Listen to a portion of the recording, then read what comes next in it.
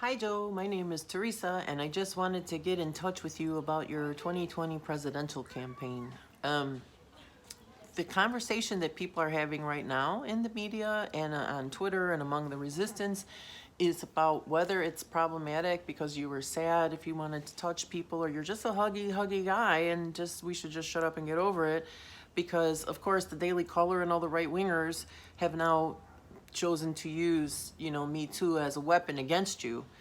And so here's the thing, Joe. I, as a Me Too survivor, as a person who barely survived a gang rape in 1972 at the age of 7, I don't need this shit. Is basically, let me just tell you, I don't appreciate you putting like my trauma into the middle of this ridiculous conversation. It's kind of like Brett Kavanaugh all over again, except it's much worse because now I get to see how many people who vote Democrat are really firmly entrenched in the idea of women not necessarily being able to consent to physical contact.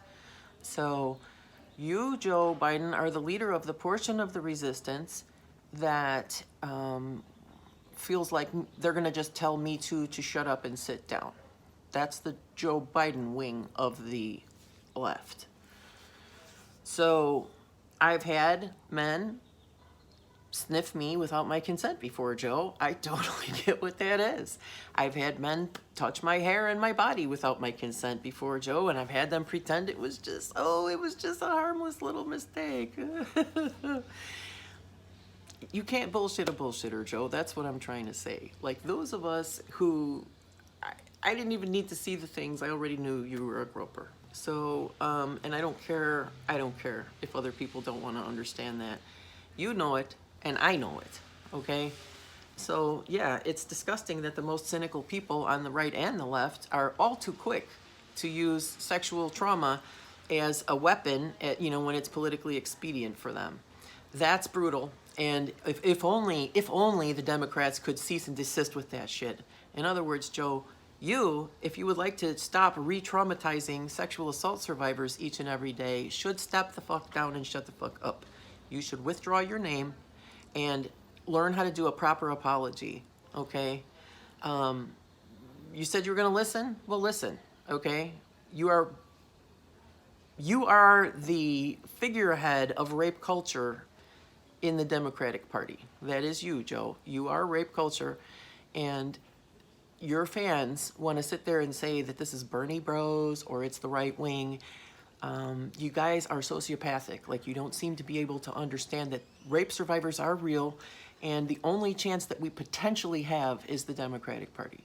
Except for the fact that the Democratic Party also wants, what did fucking Hillary Clinton call it? Bimbo eruptions?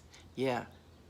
So I'm not trying to get into relitigating whatever, but if you think this is still going to be the party of bimbo eruptions later, and that we're still going to be silenced and shut up, and it's just going to be Republican light with we're going to have more Brett Kavanaughs and whatever the fuck you want to do, and consent is no longer officially an issue for us. Suicide Awareness Month, man, that's all I can tell you. You need to stop this, Joe. It's not fair, and the Democratic Party, shame on Nancy Pelosi for not having put a boot right up the asses of whoever needs the boot up their ass. I don't care who it is. Steny Hoyer, wake up, dude. We all know that Joe is a pervert. Him sniffing and fondling the hair of very young girls who are elbowing him to get the fuck away from him, and he comes after them and gets them again. Stop it. Stop this bullshit now. I understand that the GOP are the most cynical and disgusting liars who have ever lived. But you're supposed to be not that, motherfuckers.